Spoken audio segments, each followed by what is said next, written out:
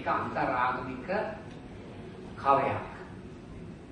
අපි හිතන ජාතික සාම මණ්ඩලය අද අපිට කැඳවල තියෙන්නේ මේ රටේ සාම චින්තනය සංහිඳියාව පිළිබඳව කතිකාව ඉතාම පුරුල් කරන්න පුළුවන් ඉතාම හොඳ වැදගත් කණ්ඩායමක්. අපි අන්නේ වැදගත් කණ්ඩායමට අද පිළිදයක් දෙනවා ඔළුව ආයතන හැටියට. අපිට තියෙන ඔබට තෑග්ගක් දෙන්න. අපි ආවේ ක්‍රියාකාරී සැලැස්මක් එක්ක. ඒ තමයි අපි සූදානම් කරලා තියෙනවා ඔබට විශේෂයෙන්ම මොඩියුල 5ක්. ඒ මොඩියුල 5 අපි සූදානම් කරලා තියෙන්නේ ඉතාම විද්‍යාත්මක අධ්‍යාපනික ක්‍රමවේදයක. ඒ අධ්‍යාපනික ක්‍රමවේදය තමයි බ්‍රසීලියානු අධ්‍යාපනඥයෙක්. ඒ තමයි පාවුලෝ ෆ්‍රේරේ.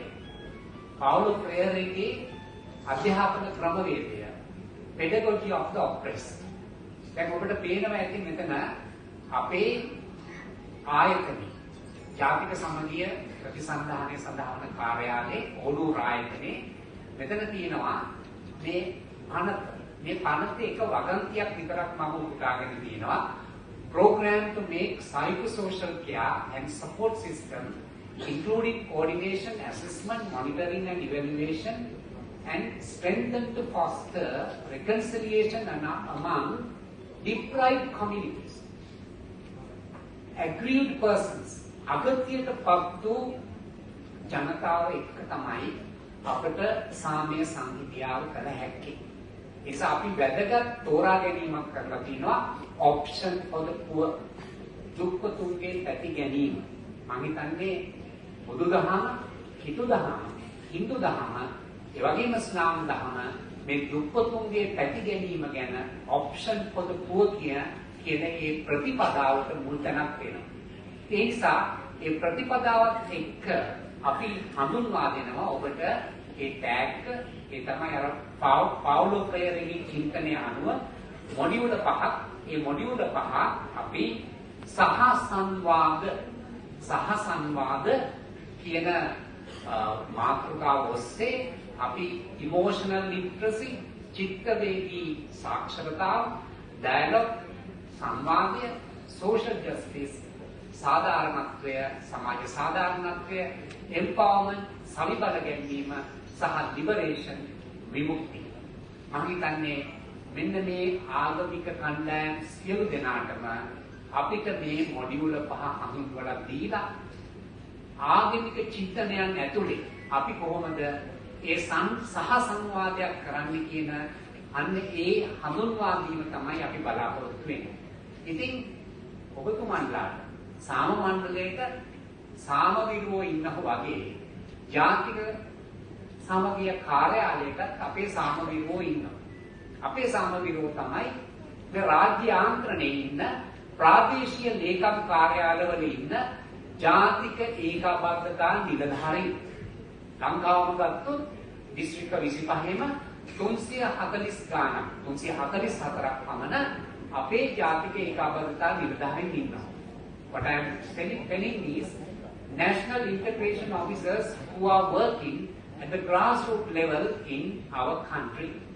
එතකොට අපේ සාමවිරුවෝ තමයි අපේ national integration officers ජාතික ඒකාබද්ධතා නිලධාරීන්. ඔවුන් විසින් නිර්මාණය කරපු ඉතාම වෙහෙස මහන්සි වෙලා අවුරුදු ගානක් තිස්සේ පෝෂණය කරපු තව කණ්ඩායමක් ඉන්නවා. ඒ තමයි coexistence societies, සහජීවන සංගම්. ඒතකොට සහජීවන සංගම්, ව්‍යාපදිච්ච සහජීවන සංගම් 7000ක් පමණ තියෙනවා. නමුත් අපි හිතනවා ඒවා ඉතාම ක්‍රියාකාරීව ගත්තම අපි 10000ක් විතර නැත්නම් 10000කට විතර ව්‍යාපදිච්ච වෙන්න ඕන මේ රටේ. නමුත් ක්‍රියාකාරීව ගත්තොත් මම හිතන්නේ තියෙන්නේ බොහොම සුළු ප්‍රමාණයක්. එතකොට අපිට සිද්ධ වෙනවා අපේ මෙන්න මේ සාම විරුවන්ම ජාතික ඒකාබද්ධතා නිලධාරීන්ම සවිබල ගන්නන්න. මෙන්න මේ චින්තනය දෙන්න. දැන් ගිය සතියේ අපි අපේ ජාතික ඒකාබද්ධතා නිලධාරීන් දිස්ත්‍රික්ක 25ෙම අපේ ඉන්නවා නැෂනල් ඉන්ටග්‍රේෂන් කෝඩිනේටර්ස්ලා. ඒ 25න් අපි 20ක් කැඳෙවුවා විශේෂයෙන්ම සිංහල භාෂාවෙන් වැඩ කරන කණ්ඩායම ඕන්ට දින 5ක මෙන්න මේ පුහුණුව අපි ලබා දුන්නා. දින 5ක්. අලග මණ්ඩලයේ තීරණය කරලා තියෙනවා මෙන්න මේ චින්තනමය විප්ලවය. ඒ චින්තනමය විප්ලවය හඳුන්වා දෙනවා. එතකොට අපි ඒ පුහුණුව අපේ නිලධාරීන් 20කට දුන්නා. පස්වෙනි දවසේ ඔවුන් හිතන පතන හැටි වෙනස් වුණු ආකාරය ගැන ඒගොල්ලන්ගේම ආත්ම ප්‍රකාශනයක යෙදුණා. ඉතින් මම හිතන්නේ අපි මෙන්න මේ විපරිවර්තන මේ වෙනස කරන්නට ඕන. මේ වෙනස කරන්න මේ සභාවේ ඉන්නවා ඉතාමත් ඒ වෙනස කරන්න සුදුසු කණ්ඩායමක්. අපේ ප්‍රධාන ආගම් වලින් නියෝජනය කරන කණ්ඩායමක්.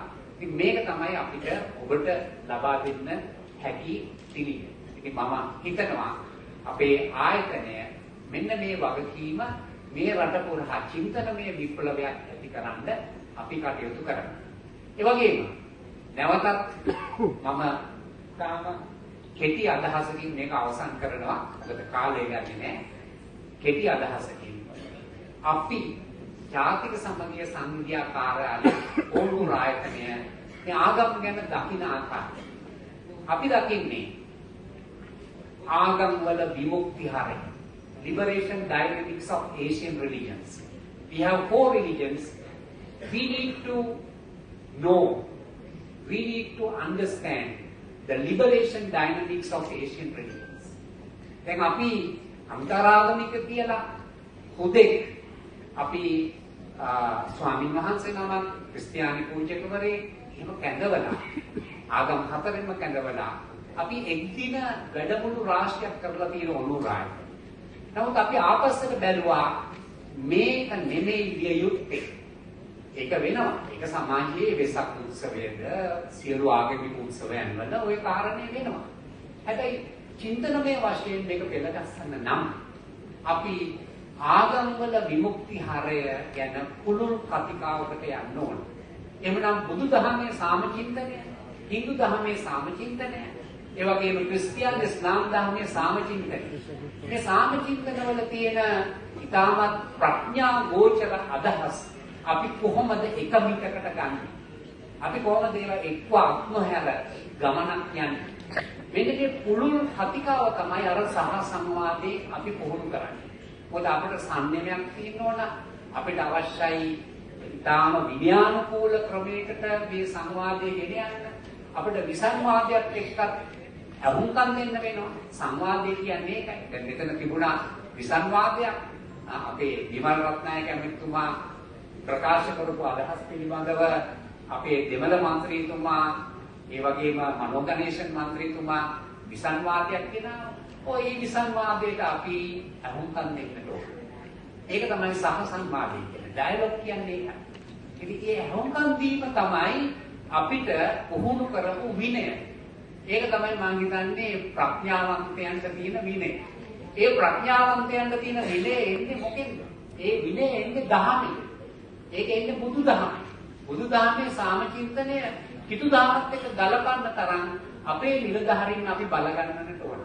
ඉතින් ගෞරවනීය ස්වාමීන් වහන්සේ ක්‍රිස්තියානි කතෝලික පූජකතුමනි, ඒ වගේම හින්දු කුරුක්කල්තුමන්ලා, අපේ මෞලවිතුමන්ලා, මේ වගේම මගේ සහෝදර සහෝදරියනි, ඔබෙන් අපි ඉල්ලන්නේ මෙන්න මේ ටැග් ගන්න සම්මේ විතුම මේ සංවාදයට වෙන්න. ප්‍රඥාවන්තයා කියන්නේ මානව හිතවාදී. හැම දහමකම ප්‍රඥාවන්තයෙක් කියන්නේ මානව හිතවාදී. දැනුම නෙවෙයි. දැනුම සමහර වෙලාවට ප්‍රඥාවට බාධාවක් වෙන්න පුළුවන්. ඒ නිසා අපි මේ දහම් චින්තනය අපි ඔබත් එක්ක කතිකාවකට ගෙනියනවා. යහන් ආචාර්යතුමනි, ඔබතුමාට අපි ආරාධනා කරනවා. අපි එකතු වෙන්න මේ සංවාදය උත්තරට දකුණට දකුණ උතුර වුණා, උතුර දකුණ වුණා. මේ දේශපාලන විපරිවර්තනය, මේ දේශපාලන වෙනස ශක්තිමත් කරන්න. අපි කියන්නේ ඒක සර්ව සම්පූර්ණයි කියලා. ජාතික ජනබලවේගයේ ජාතික සමගිය පිළිබඳව ප්‍රතිපත්ති කමිටුව නියෝජනය කරන පුද්ගලයෙක් හැටියට 2017 ඉඳලා මම හිතනවා අපි ඒ ජයග්‍රහණය කළා. උතුර දකුණ කළා, දකුණ උතුර කළා. මිනිස්සු සිතන පතන විට මානුෂීයව ශ්‍රී ලාංකේය ජාතිය සුවපත් සමාජයක්. මේ තමයි ඔළුව ආයතනයේ ප්‍රධාන තේමාව. ඉතින් මම හිතන්නේ හැබැයි ඒ ශක්තිමත් කිරීම ප්‍රමාණවත් නැහැ. ඒ පිළිබඳ විසන්වාදයක් තියෙනවා. ඒකට අපි අහුම්කම් දෙන්නට ඕන. මේ කවය ඒ සඳහා දායක කරගෙන අපි ඉදිරි ගමනක් යන්න උත්සාහ කරමු. අසා සිටි ඔබ සියලු දෙනාටම ස්තුතියි.